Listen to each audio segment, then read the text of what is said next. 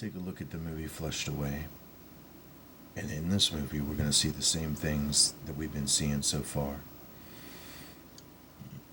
Mainly the connection with the moon and somebody being sent there to slip up. But we're also going to see another connection with somebody going underneath the water that is also being taken out, flushed away. And it's all going to hinge in connection with a banana peel, believe it or not. It's certain of these people, in essence, have some inside knowledge on to be very weary of slipping on this banana peel. And it's weird because I'm going to give a testament of some of my personal experience right here from, for a very long time, really as long as I can remember, I have always had a personal saying that I've said to all my friends over and over again, just almost in a random situation, but over and over again over decades. And I've always said, be real, know the deal, and don't slip on no banana peels.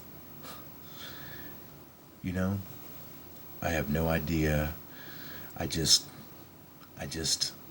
made it up one day. It's like when I was in elementary school. I'm going to give you another example, and this has meaning.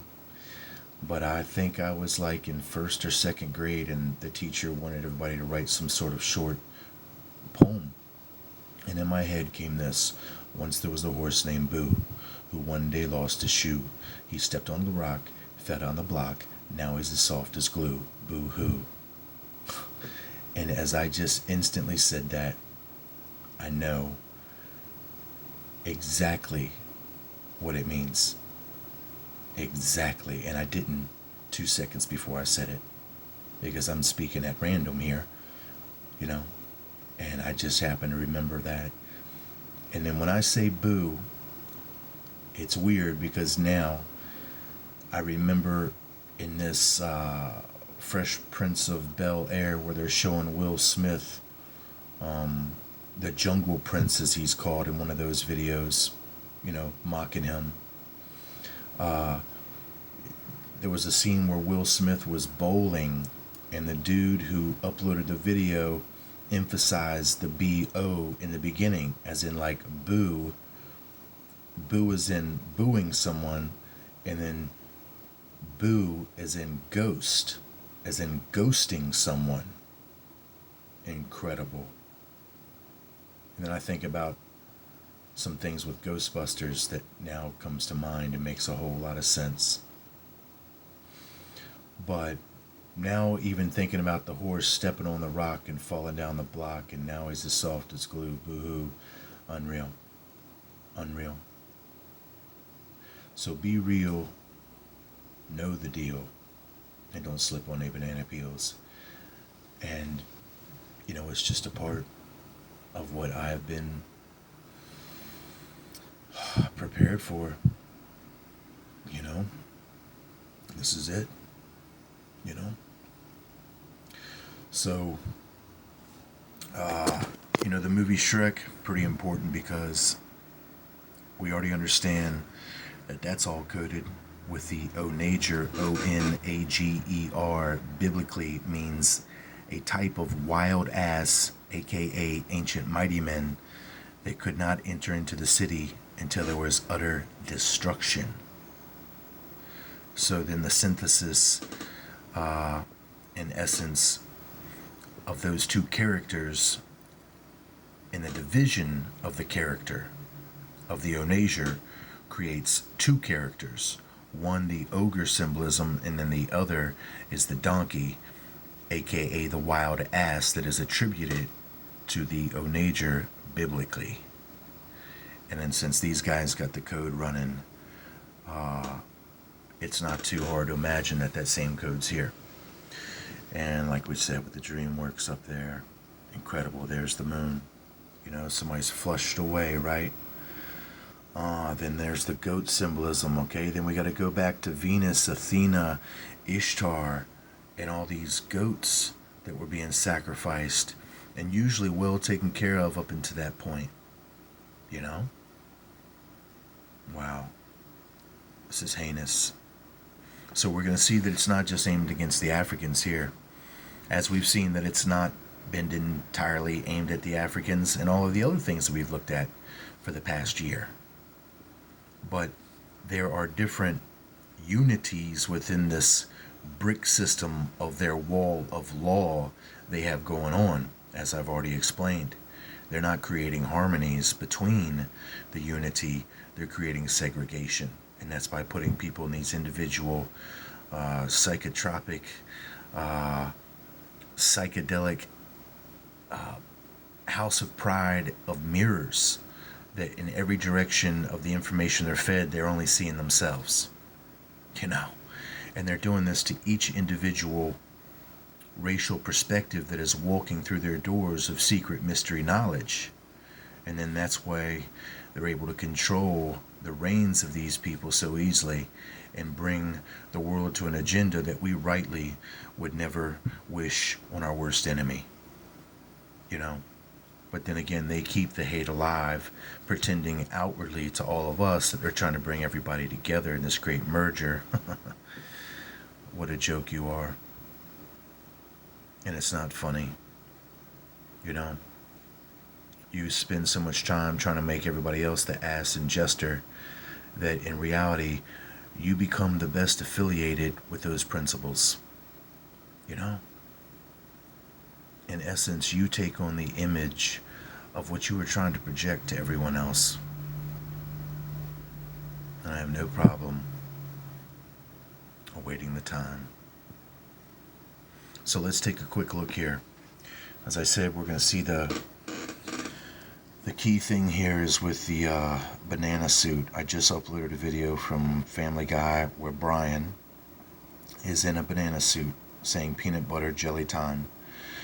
The jelly code is jam. Jelly is jam.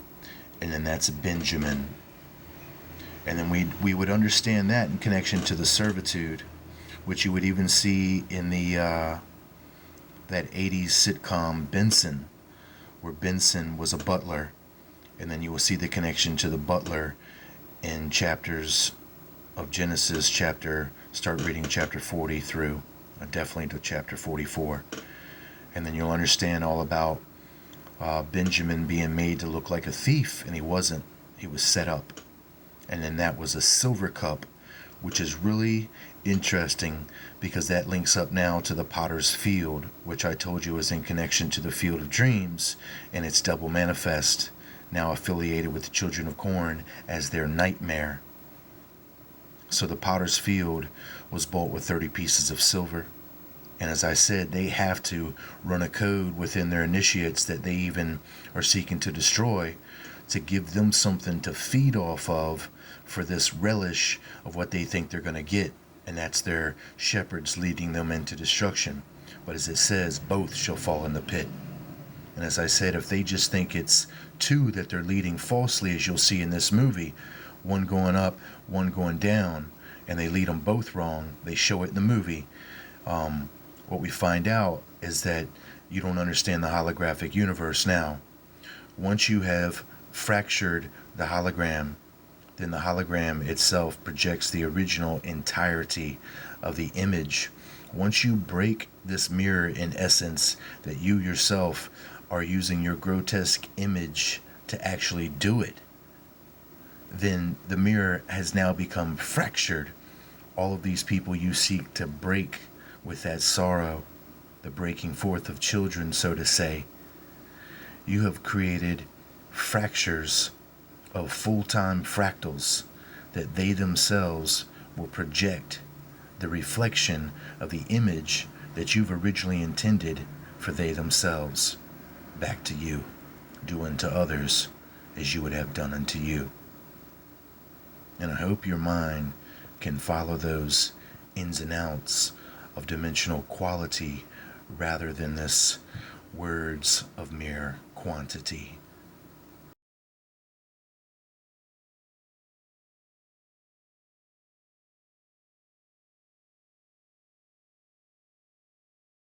banana, and we're going to speed this up so that you can see the clips.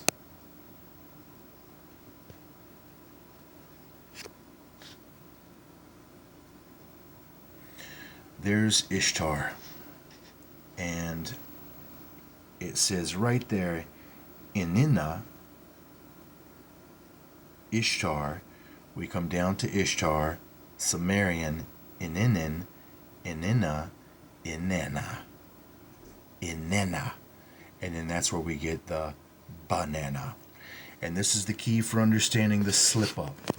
Because what is being implied here is that the sacred feminine concept that has been given to this Generation X, this cutesy, tootsy, dootsy, lullaby, sweet, loving, feminine quality is BS.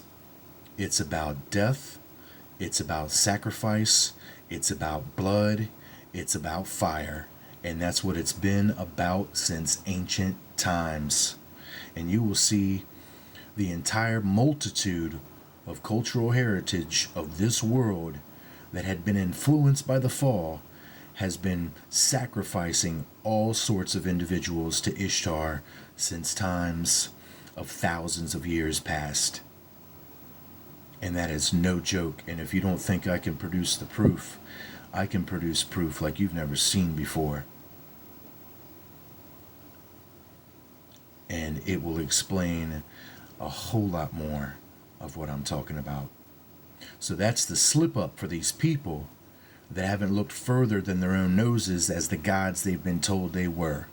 And that goes for every last one of you that are listening right now, that are a part of this mystery revelation of some glorious history of the past that you're seeking to rebirth in the future with death and lies. Input, output equal each other. You have not a physicist on the earth that is going to be able to change the laws of the natural order of the universe created by God. Regardless of the transmutation of the substance of matter, you cannot transmutate the truth. It ever remains as is.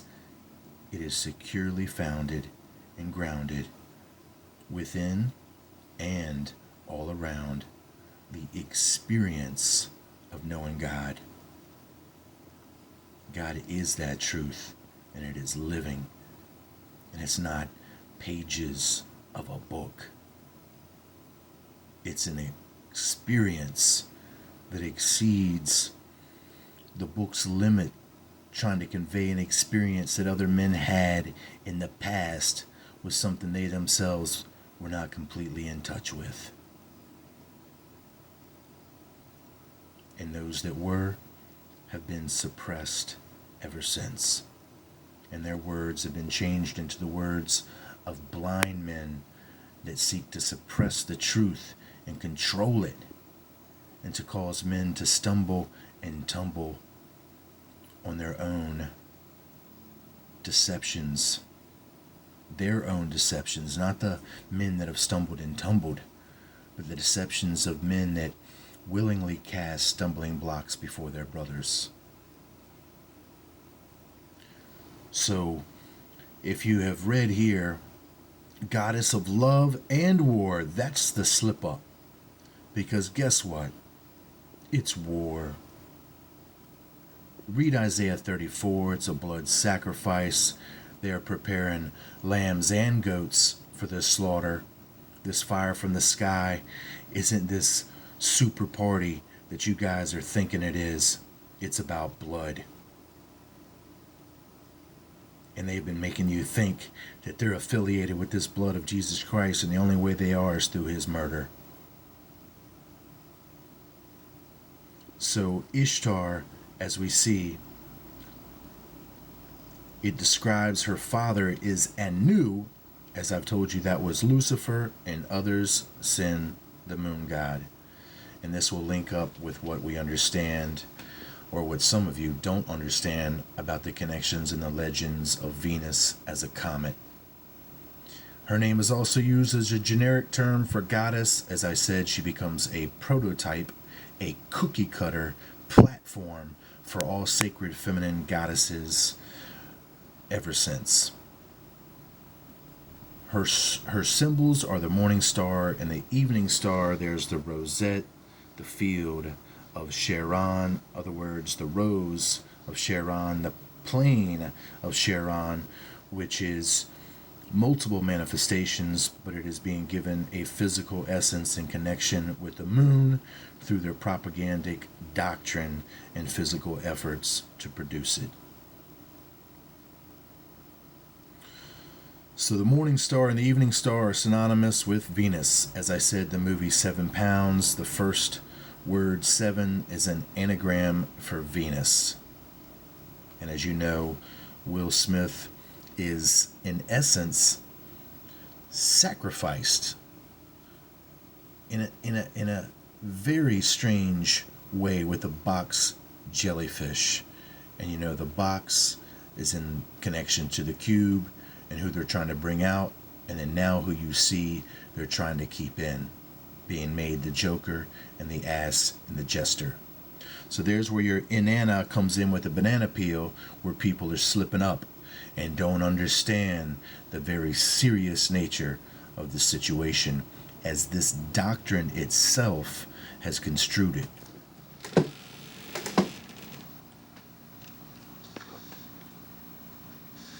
This is the movie Flushed Away. And the character here walking is like a mouse